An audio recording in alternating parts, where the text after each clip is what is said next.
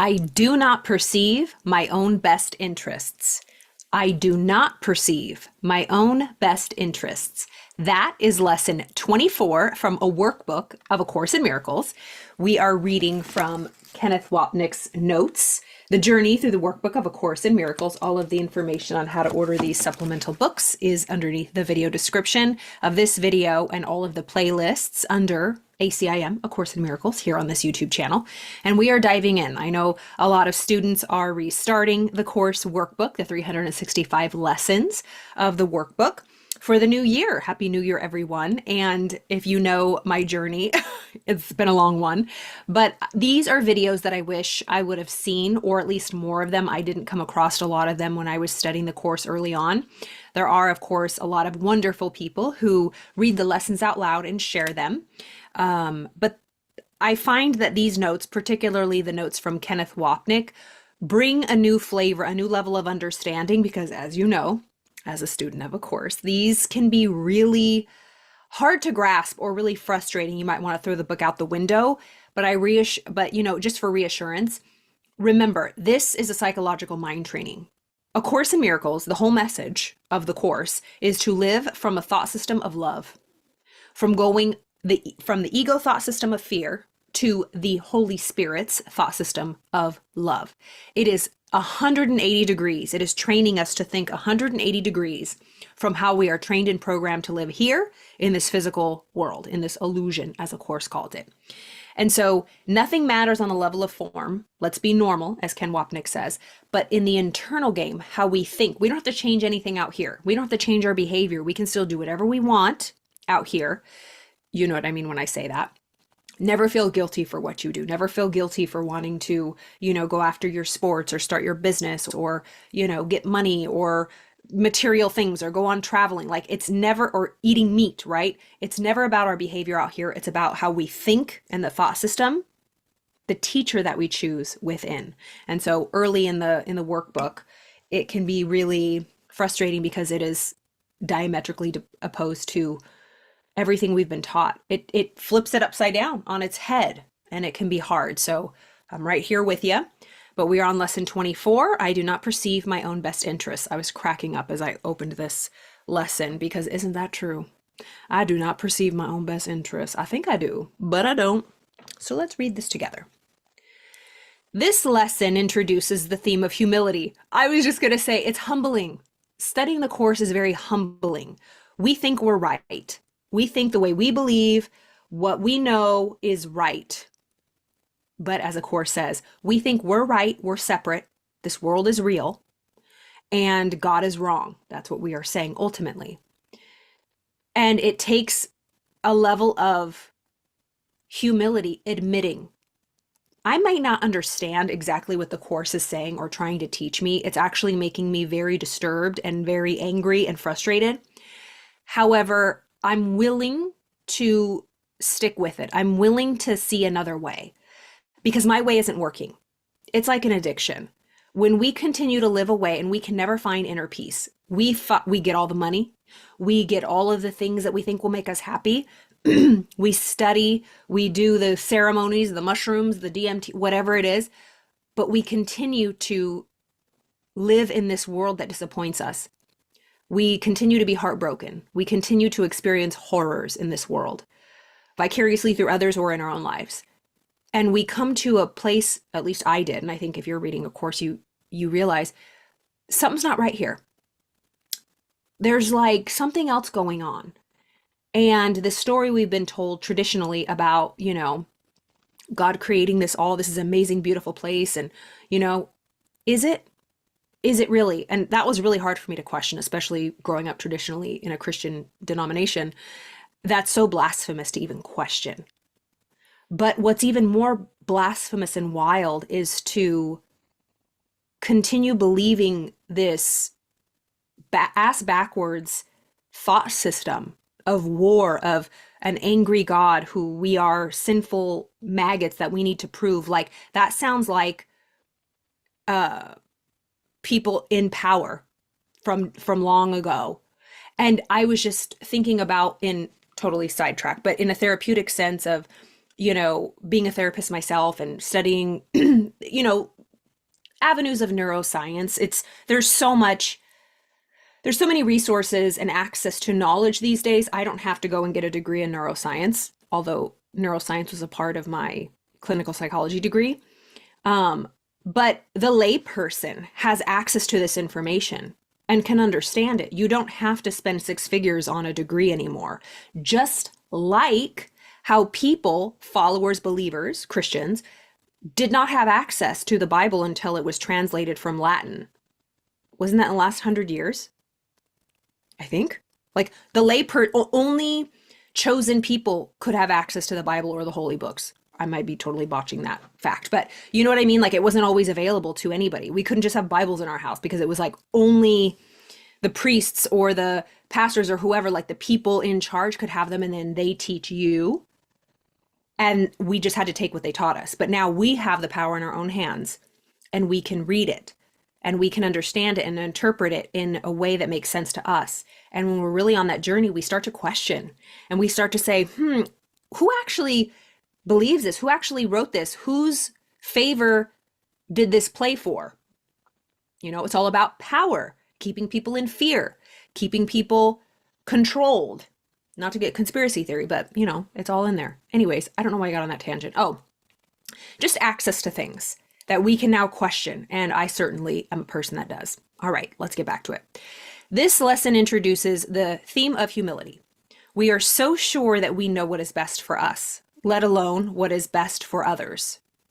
Okay, let me read that again. We are so sure we know what is best for us, let alone what is best for others.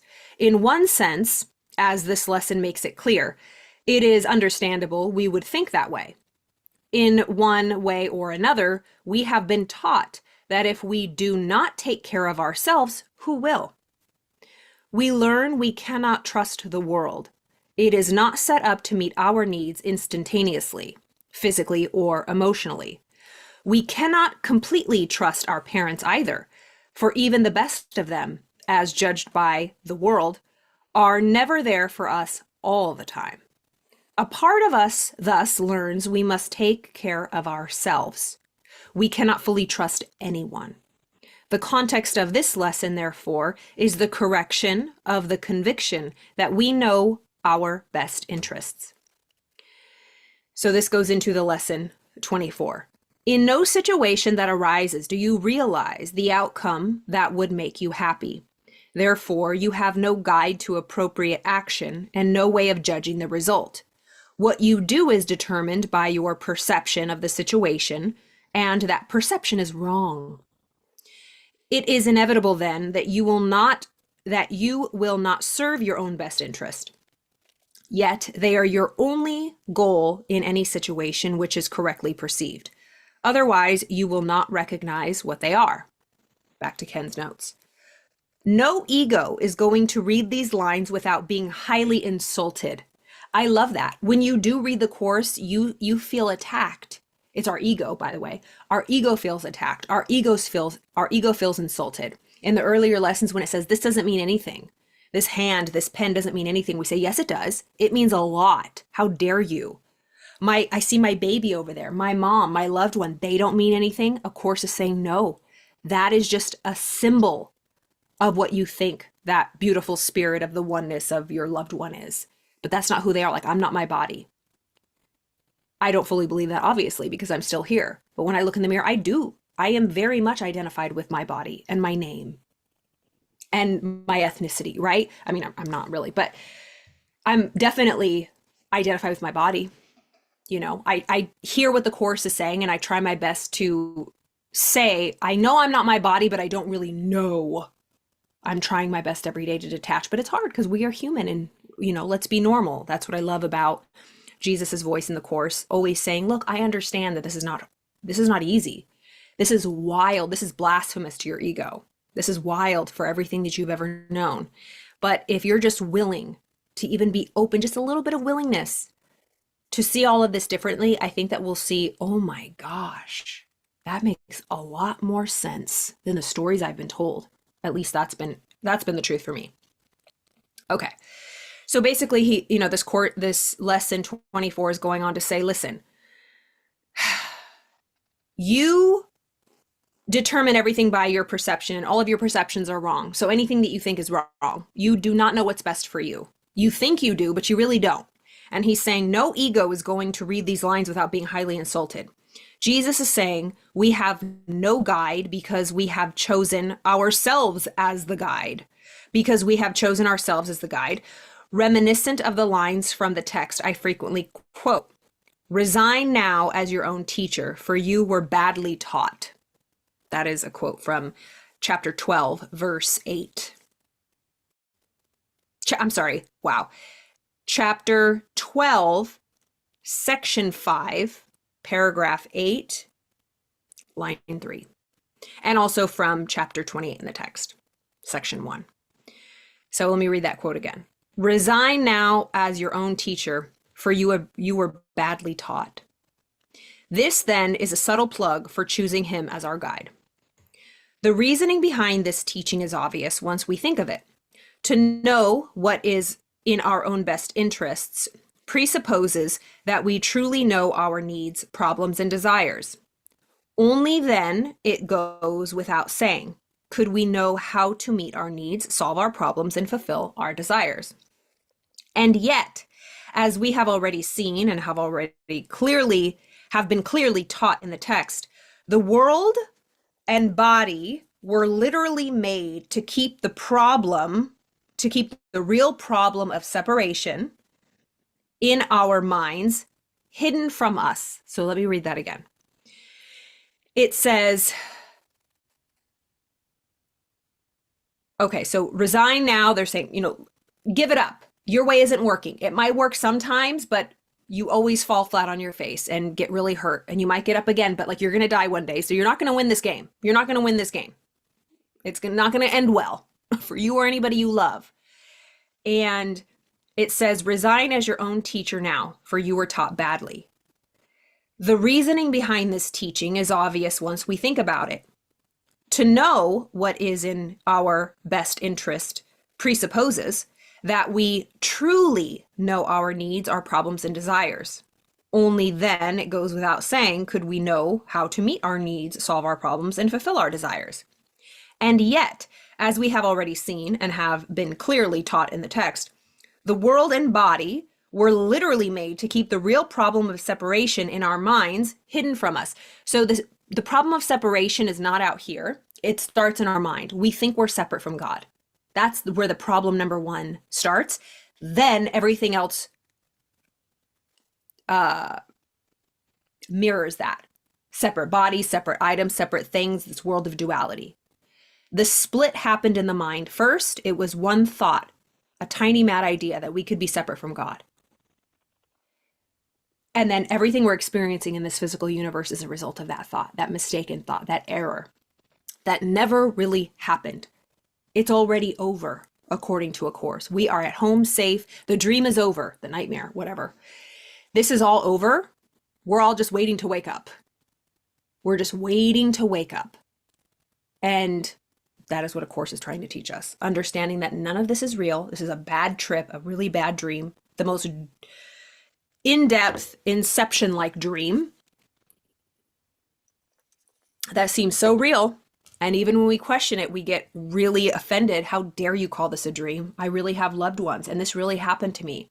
And I was really, and people, talk about terrible things like the Holocaust and things that you're telling me that was a dream. Look, I can't speak on that, but the Course, Ken does. Ken and a couple of, Helen Schuckman, the woman who scribed this, and they were all Jewish. I remember there was Judy Scutch, if you guys follow Ken's teachings, they were all Jewish, I believe. I know Ken was. And she was talking to a rabbi and was talking about something about the Holocaust, and the rabbi slapped her because he was so offended at the mere thought that it was an illusion. Something like that. Or the forgiveness of Hitler or something. I don't know. But the rabbi slapped her. But who can blame him, right? Because if he doesn't understand where she was coming from, it is the most it is the most, when you've been hurt, the last thing you want to do is go and tell somebody, oh, it's just a made up dream. It's like, We don't think that. We think it's very real. And I'm not saying don't, I don't even go around saying that. It's something that I can try to entertain and understand in my mind as I read the course, but you don't go around talking like that or like dismissing it or downplaying things that are seemingly real in the stream. Like Ken always says, be normal. Feel your feelings, know your emotions because it's real to you. Don't deny it. Don't try to be some spiritual superhero, and don't go around telling people that this is an illusion and what's happening to them isn't real. That ain't gonna go over well. So anyways, it goes on to say, only then, it goes without saying, if we really knew, we would know how to solve all of our problems.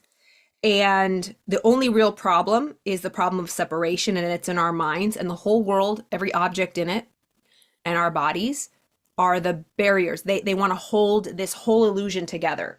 But once we wake up to the reality that this is a misperception, a nightmare thought, it'll disappear. It'll cease to exist. That's why I love the book by Gary Renard, The Disappearance of the Universe. It's a trilogy if you haven't read those and you're struggling with a course or you're just a course student, like a fan of the course, you'll really like that. So Gary Renard, The Disappearance of the Universe, really great trilogy.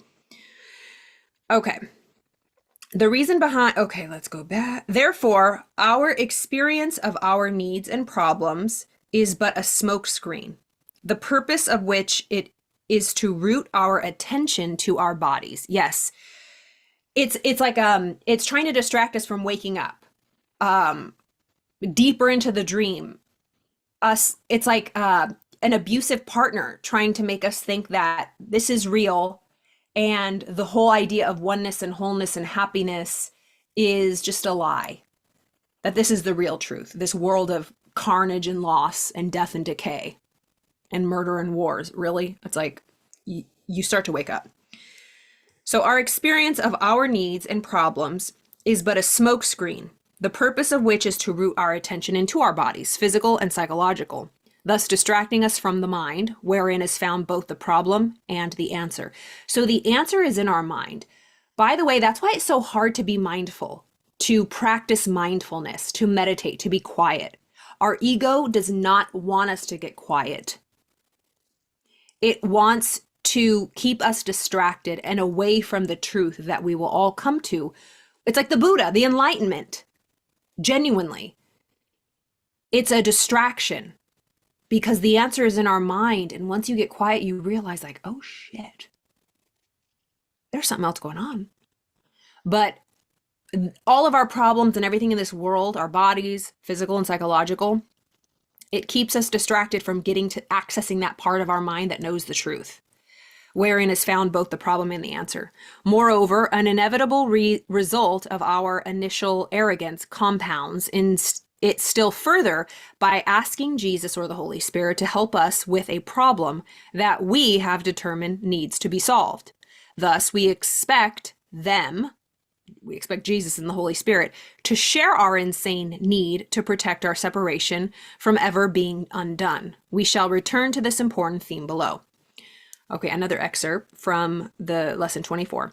If you realize that you do not perceive your own best interests, you could be taught what they are. But in the process of your conviction that you do know what they are, you cannot learn. The idea for today is to step toward opening your mind so that learning can begin. It's like surrendering, waving the flag, even when you don't want to. You want to be right. You don't want to look like an idiot. And so it's like, I don't even know if I'm ready for all of this, but I'm willing. I'm willing to hear what you got to say about all of this. That's all Jesus needs from us, a little bit of willingness. The humility required is the admission that you do not know what is best for you, and that there is someone within who does, someone within you who does, and whom you will ask for help. The next step is to realize how much you do not want his help, and when you do ask for it, how often is it for help on your own terms, in which case you are not giving up your investment in believing you know what the problem and the answer are. Let me read that again. So the humility required is the admission that you do not know what is best for you, and that there is someone within you who does, and whom you will ask for help. The next step is to realize how much you do not want his help.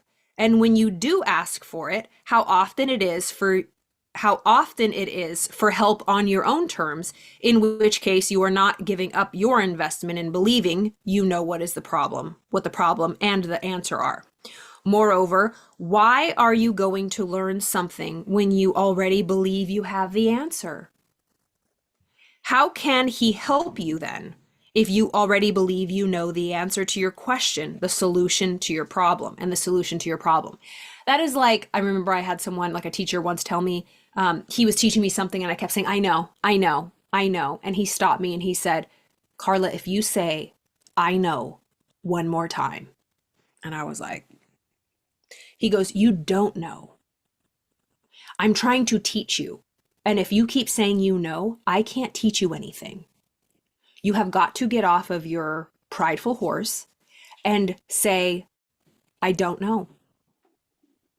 Because when we say I know, we're saying I'm full, I know it all, I don't need anything. But when we come with that empty rice bowl, the empty cup, the childlike mind, emptying and being willing to take on new information, but our pride and our ego does not want that. What do they know? They don't know. I know what's best for me. This Course in Miracles crap, right? So it's about being humble, being teachable, understanding that there's still more for you to know.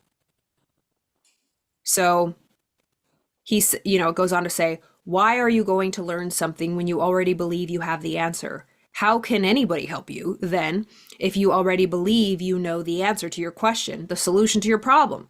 That is why in A Course in Miracles, Jesus needs you to understand that you do not know. Thus, he teaches you that real learning is unlearning. That is so important. So A Course in Miracles is not so much teaching us something, it's unteaching us. It is an unlearning. It is a release. It is not so much we don't need anything else. That's the problem. And I think a lot of places Jesus says, I don't have anything that you don't. I just don't. What is the quote? Oh, you don't have anything I don't. I just don't have anything else. Basically, it's saying, like, Jesus is saying, look, we have the same thing. The only difference is I don't have all this extra baggage. Like, we're the same. You just have this programming, this misbelief. I've let go of it. I've dropped the baggage. We're exactly the same. You just have baggage. And I'm not asking you to be better or fix it. I'm just asking you to drop the baggage. That's all. All right. So Jesus needs us to understand that we do not know. That is why, thus he teaches you that the real learning is unlearning. You cannot be taught the truth until you first understand you do not know it. Wow, that's so important. You cannot be taught the truth until you first understand you do not know it. That's humble pie right there. That is why Jesus always impresses on his students the undoing aspects of his correction. Jesus is asking here that you trust him enough to suspend all your beliefs and then say with sincerity, I do not perceive my own best interests. His is a plea for total humility, and implied in that plea is that we choose him as our teacher instead of the ego. The beginning of the next paragraph echoes Jesus's plea. All right, so this goes back to the course, the lesson 24. The exercises for today require much more honesty than you are accustomed to using. A few subjects, honestly and carefully considered in each of the 5 practice periods, which should be undertaken today, will be more helpful than a more cursory examination of a large number. 2 minutes are suggested for each of the mind-searching periods, which the exercises involve. Let me just make sure I got this. Okay, yeah, this is a shorter lesson compared to lesson 23. I had to break up into 2 parts. Okay. In expressing himself this way, Jesus is telling us we have not been all that honest up until now. This is why there is repeated emphasis on searching our minds.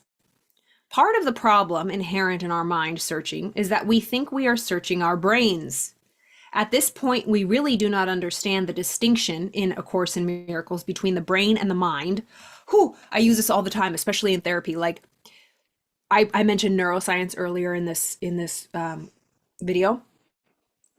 Neuroscience studies the brain, the physical anatomy. Psychology studies the mind. It's the energy. The mind is not the brain. The brain is a tool of the mind. The mind is the driving force and the energy that tells the brain what to do and programs the brain. The mind is the software. The brain is the hardware. The brain is nothing without the mind. Yeah. Okay. So it says part of the problem inherent in our mind searching is that we think we are searching our brains. At this point, we really do not understand the distinction in A Course in Miracles between the brain and the mind. An understandable mistake when we consider our almost complete identification with the body. Thus, we forget our brain is a defense. If the world were made as an attack on God, then certainly the body was made as an attack on God as well. And the brain is the principal organ of the body, governing what it thinks, perceives, says, and does. So again, A Course, I think I'm a little slow here. Okay, so am I lagging? Okay, I hope I'm not lagging too bad. Love it. A Course is saying that when it says our body is a defense against God, anything that has its own borders, separate item, has physical, is matter, is a symbol that we do not want to be one with God. That's what it means. So let's get back to this. I hope I'm not freezing too much. Okay. So the difference between the brain and the body. Okay. Yeah, the problem is that we almost completely identify with our body. Thus, we forget our brain as a defense. If the world were made as an attack on God, which it was, then certainly the body was made as an attack on God as well. And the brain is the principal organ of the body, governing what it thinks, perceives, says, and does. Jesus is asking us to be able to come to him and say, like waving the flag, I do not understand anything. Please teach me. We need to get in touch with how difficult that is. There is a part of us that truly believes we know what is best for ourselves. I would agree with that. Back to the lesson. The practice periods should begin with repeating today's idea, followed by searching the mind with closed eyes for unresolved situations about which you are currently concerned. The emphasis should be on uncovering the outcome you want. You will quickly realize that you have a number of goals in mind as part of the desired outcome, and also that the goals are on different levels and often conflict. Note the use of the word uncovering in sentence 2, echoing our discussion of the centrality of undoing to the practice of forgiveness. It is also clear from Jesus's instructions how we do not really know what is in our own best interest. How could we? In case we had any doubt about this, the following exercise makes it crystal clear to us. In applying the idea for today, name each situation that occurs to you, and then enumerate carefully as many goals as possible that you would like to be met in its resolution. The form of each application should be roughly as follows. In the situation involving blank, I would like blank to happen, and so on.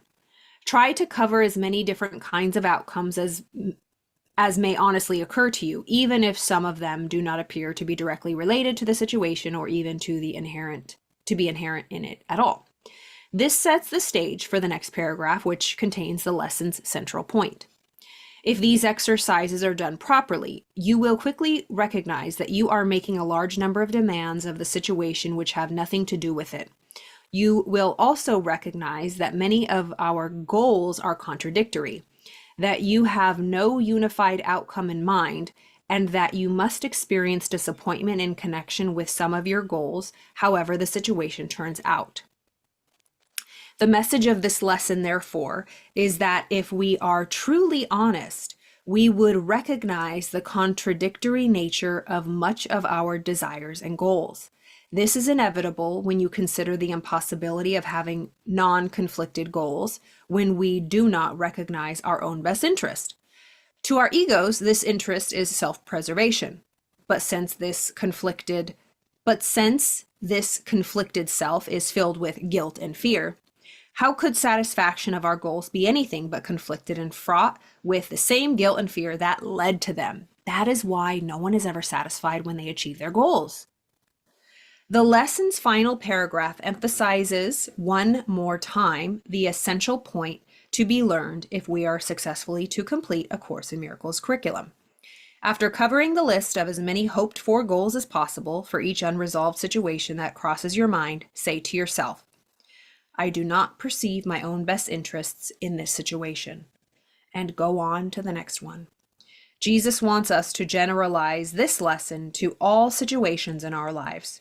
To be certain we did not miss the point nor forget it, he continues this lesson in lesson 25. So when we're applying this lesson for today, I do not perceive my own best interests. We name a situation that occurs to us, and we say as many goals as possible that or what we think our own best interest is. I want this job because I feel like it is going to get me security, whatever, right? I'm just using an example. So in the situation involving, say you're going through a breakup, in a situation involving my ex, I would like them to apologize. I would like an apology to happen and a resolution to happen, and so on, and try to cover as many, right? Because that's what I think is in my own best interest. But after I say that, right, I'm right in my own mind because they did me wrong. In the situation involving my ex, I would like an apology to happen and I would like resolution to happen. And then after that, I would say, I do not perceive my own best interests in this situation. I would be willing to share what I think my own best interests are in X situation and then follow it with, but I do not perceive my own interests in this situation, my own best interests. My ego is going to say, yes, you do. You just said it. But Jesus is saying, you don't. You think in your own best interest is to get an apology or to get a resolution. And that might very well be what happens. But what he's saying is we have to be able to relinquish our thought system based on fear. Because at the core of it, why do I want an apology and a resolution? Because I'm afraid. It's all fear-based. So I can still want an apology and resolution from love that might end up happening. But for now, he's saying, bringing up the situations. And if you're reading the workbook, and by the way, if you don't have the workbook, there's free PDFs, I believe, online, or you can visit the Foundation for Inner Peace. I believe they have free digital copies of A Course if you didn't want to order the actual book. If you want the full workbook lessons, or there's so many on YouTube, right? People just reading the actual lessons. But these were all of the notes. So it's all about being humble. It's all about understanding I do not know what's best for me. This goes into, I was just talking to somebody about this today, and I actually read an article on Psychology Today about this. You know how people say, go with your gut, trust your gut? Drug addicts trust their gut. Criminals trust their gut. Very disturbed people trust their gut. It doesn't mean it's right. Our gut gives us signals based on our thought system, based on our programming. If you've ever, oh my God, I've been around people who, I've seen the way they conduct their lives, and it's not very integrous. But they don't know that. I'm not going to be the one to tell them either. But they'll be like, I don't know, my intuition is just telling me I don't like that person. When I know that person very well, and they are an amazing person, genuinely, like, and many people think that, but this person saying that does not have the same results of integrity and friendship and loyalty as this other person does. They just don't like that person. They're triggered by that person. So they say, something in them I just don't like about them. It's like, that's you, boo, right? It's like when you have a weird feeling about someone, most of the time, if it's like a true intuition danger situation, yes, follow it. But like in your opinions about people, in our judgments, we're usually wrong, but we think we're right. Like just think about the way you believe, the way you think. Like let's think religiously or politically. Hello, like you have opinions on things. There's people that you disagree with, but you think you're right, as the sky is blue, and so do they. So who's right, who's wrong? Everybody's wrong, because it is in it's at the end of the day, it's it's wrong.